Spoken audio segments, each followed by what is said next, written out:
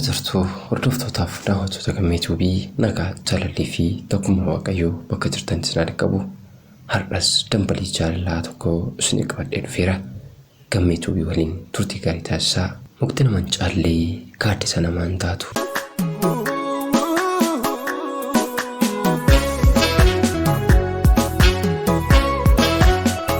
Duraan dursee gaara bayii tulluu qaxxaamuree bakka si jirtutti nageenyaaf jaalalli kiyya kaleessaa si haa qabu. Akkam jirta jaalallee koo nagaa keetii ani fayyaadha galanni rabbiif haa ta'u. Dhagaa haga fedhes ta'u keessa kiyya sin dagatu yoomiyyuu taanaan siifan jiraadha jettee kaleessa waadanaa galtee naaf kakattee arrabaan na sobaa turte. Homaa miti egaa ammoo har'a ni nagaa kiyya. Atoo maal keessa jirta laata? Waan baay'ee kaasuu hin danda'ama garuu haafuuti waan xiqqoo siinaa jedhu mee akkamii jiruuf jireenyi duubaay maal fakkaata? Yaa jaalallee koo waan baay'ee sirraa eegaa ture. Haganaan narraa fagaatta jedhee yaadeen beeku garuu ati narraa fagaattee jirta. Homaa miti egaa kan rabbii nama nyaachise nyaatanii akka rabbii nama jiraachisetti jiraatu mitiiree. Egaa hiree rabbii fi hireen kee keessa jiraatu iyyuu har'a jiraachaa hin jira. Kaleessa hedduu na sobdee maalan si godhe? Ilmi namaa ka'umsa malee xumura hin beekamu jechuun dhugaadha. Amma amaneen jira. Maaliif jennaan yeroo ati gadda kiyyas narraa qooddattee gammachuu kiyya arguuf hawwaa turte yaadadhee of duuba yoo ilaalu baay'ee na gaddisiise. Jechoonni ati akka gorsaatti naan jechaa turte baay'ee na fayyadee ture. Garuu har'aa of biraas dhabuu kiyyattuu hedduun gaddee. Jaallee koo akkanan si jaaladhu ni beekta. Guyyaan sagalee kee dhaga'uu akka barbaadu sitti himeen ture. Maaluma sitti balleessiree onnee koo fudhattee bilbila keessa narraa cufattee. Guyyaa gaafa wal barruu ani muudannoo adda ta'e tokkoon qaba. Gaafa ati bilbila kiyya eessa argatte jettee gaaffinaaf dhiyeessite anis dhugaa jirtuu siif himeen ture. Yeroodhaaf jaalala kiyya narraa fudhattus takka turtee natti jijjiiramte. Jijjiiramuu qofa osoo hin taane gaararraa bifa hedduu sana natti taate. Ka'umsi jaalala keenyaa suuraa piroofaayilii keetti laalee sitti dhufe.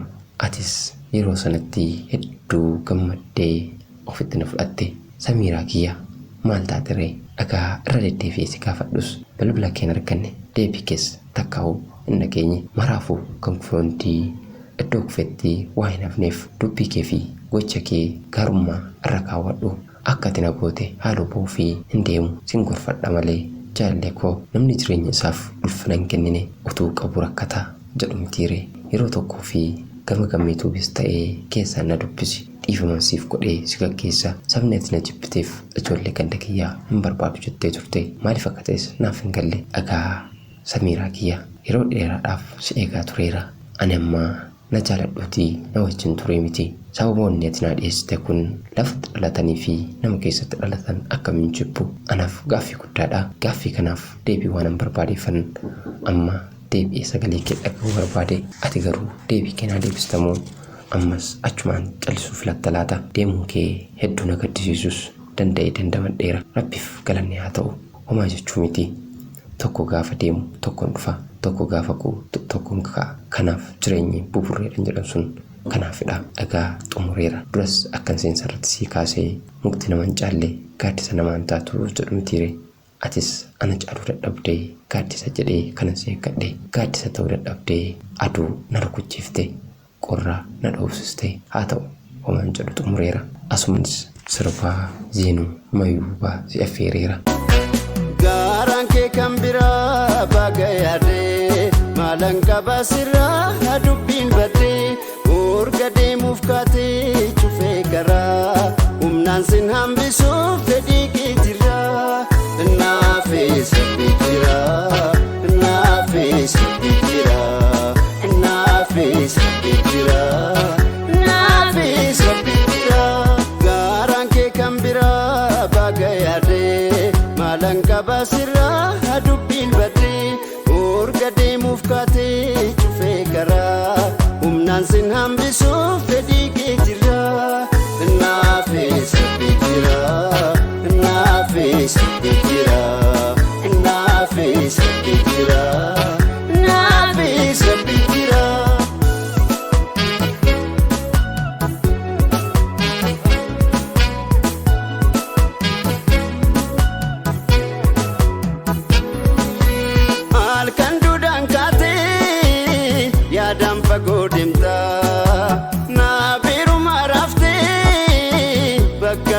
bultaa amalli kee badee dallan sun ajjeestee mana waliin jaarree bofaadhi gukkaatee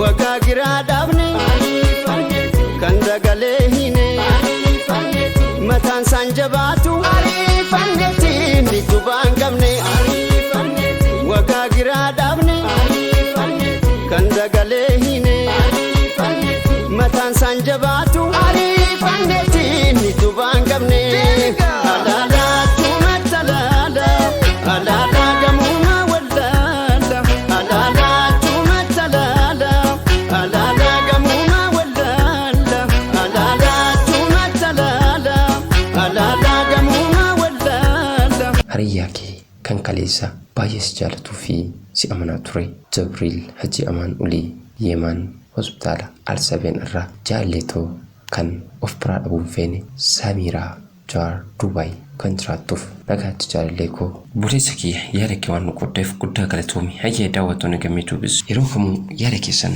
nuuf qoodaa. Anis yaada keessan gara dhaggeeffattoota Gammeetuubitti dhiyeessuuf qophaa'aadha. Samiraanis yaada kan akka dhageessan akka deebisaa deebistuu abdiin qaba. Xumureera horaa bulaa deebanaa Gammeetuubiidhaa Oromiyaarraa.